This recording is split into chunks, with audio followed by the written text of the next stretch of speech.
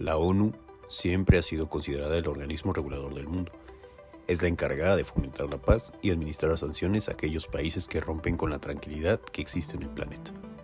Después de la Primera y Segunda Guerra Mundial, aún no se han logrado consolidar los objetivos establecidos desde su creación. Sin embargo, para poder entender todo lo que arrastra y el hecho de que la ONU no haya servido en la mayoría de los casos para nada, es necesario analizar el antecesor de la misma, aquel que se podría considerar su padre y el primer vistazo que se tuvo en el mundo para establecer y consolidar la paz. La Sociedad de Naciones fue creada justo después de la culminación de la Primera Guerra Mundial. Constaba de 42 países, de los cuales 26 no eran europeos, y llegó a tener 57 miembros en su máximo esplendor. El origen de esta sociedad fue debido a que la opinión pública creía que una organización así podría prevenir una repetición de los horrores de la guerra de 1914 a 1918 en Europa. Como bien sabemos, esto no sucedió. Independientemente de la mejoría en las comunicaciones entre los países y el sentimiento de crecimiento que parecía que cambiaría la forma en la que la paz se desarrollaba, esto teniendo un fin común: la reconstrucción de todo lo que se había perdido en la Gran Guerra. La Sociedad de Naciones entonces pretendía sanar todos los aspectos que hasta ese momento habían afectado a Europa, como son la pobreza, las deudas de guerra, los millones de muertos, la población civil desplazada y la caída de 4 imperios. Aspectos que creaban una inestabilidad en el continente, empleando la comunicación para que las naciones pudiesen resolver sus disputas por medios pacíficos en lugar de emplear los medios militares. Sin lugar a dudas, esta organización tuvo sus problemas desde el inicio. Uno de ellos fue la negativa del Senado de Estados Unidos para aprobar el tratado, lo cual provocó que dicho país nunca se agregara a la Sociedad de Naciones.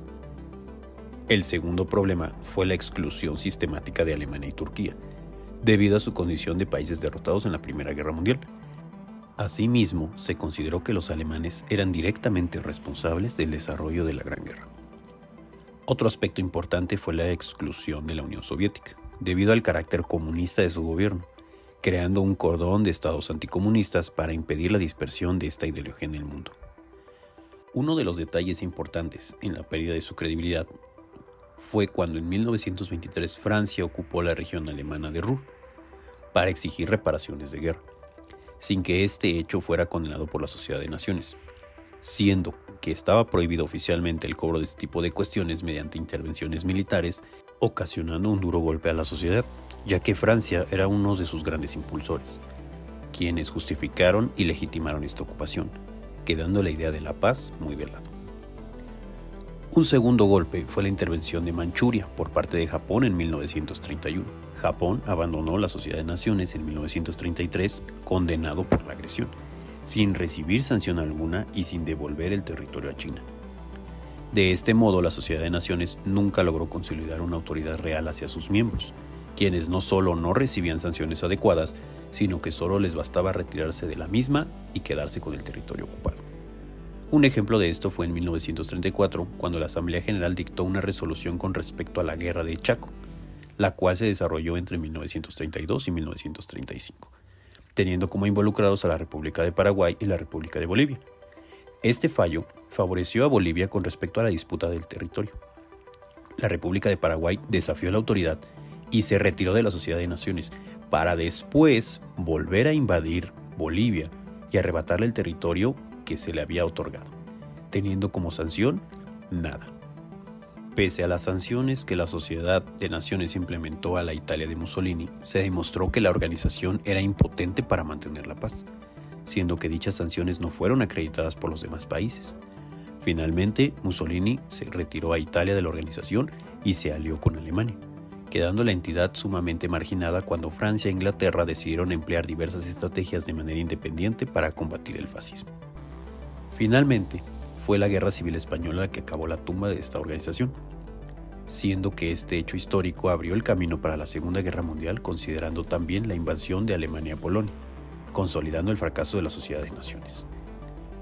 El término Naciones Unidas surge en plena Segunda Guerra Mundial, por parte de Roosevelt, declarado el 1 de enero de 1942, conformado por 26 países aliados, en donde todos se comprometían a defender la Carta del Atlántico y ampliar sus recursos contra el eje Roma-Berlín-Tokio. La diferencia que existe entre la Sociedad de Naciones y la ONU es su estructura y su funcionalidad, siendo que se vuelve más universal permitiendo ampliarse como organización, admitiendo nuevos países que surgen por la desaparición de la URSS.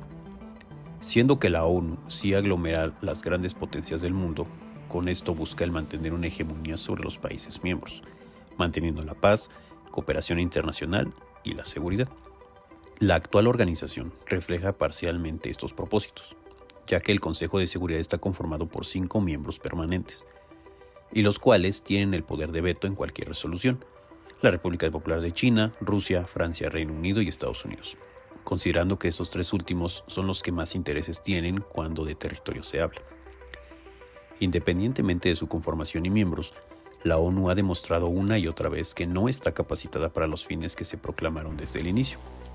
Algunos ejemplos de este tipo de fracasos son: desde 1947 hasta 1991, la división del mundo en zonas hostiles durante la Guerra Fría complicó el objetivo debido al sistema de veto.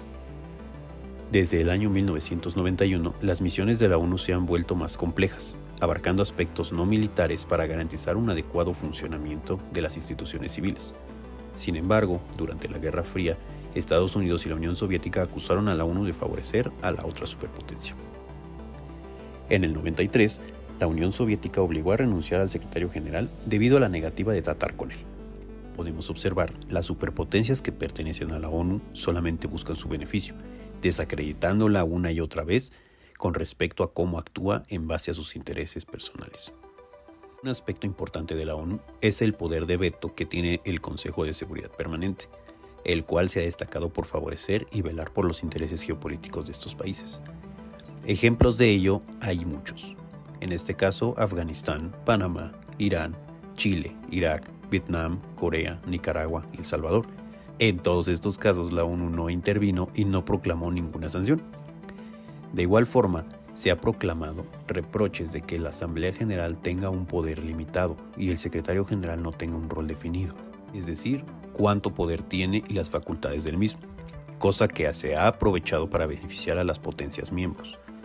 Asimismo, otros ejemplos de ello es el caso del bloqueo a Cuba, en donde siempre se realiza una votación y al final queda en nada, sigue el bloqueo y no se sanciona a nadie. El problema existente entre Israel y Palestina debido al territorio otorgado por la ONU al pueblo judío, dejando de lado al pueblo palestino, ocasionando un reclamo de territorio por parte de este último, quien solo vio perder su territorio por un decreto del organismo.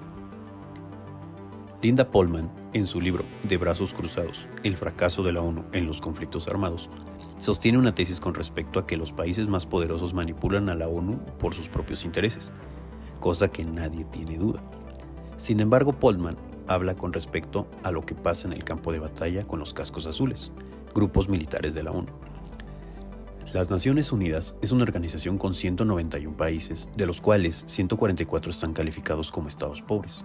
Son pocos los que pueden poner el dinero y las tropas en donde deben de actuar. Es en este caso que los países más poderosos tienen la última palabra, decidiendo acerca de cómo actuarán los cascos azules dependiendo de los intereses de los países poderosos. En varias ocasiones los cascos azules se han visto confrontados con las últimas consecuencias por los principios de no intervención. Un ejemplo de ello es Ruanda, ya que los soldados tuvieron que presenciar la de más de 4,000 personas por parte del gobierno, esto debido a su principio de no intervención. Para más detalles, chequen este libro que habla de los aspectos más crueles que se han dado, recopilado información y trabajo de campo, tomado casos reales en donde la ONU no ha podido cumplir con su función. Es entonces que podemos concluir con que la ONU solo es una organización que actúa para los fines de los países considerados superpotencias, y que al final solo actúa bajo sus propios intereses, teniendo muchísimos casos en los que no se ha actuado y que, siendo considerada la policía del mundo, no ha podido cumplir con el fin para el que fue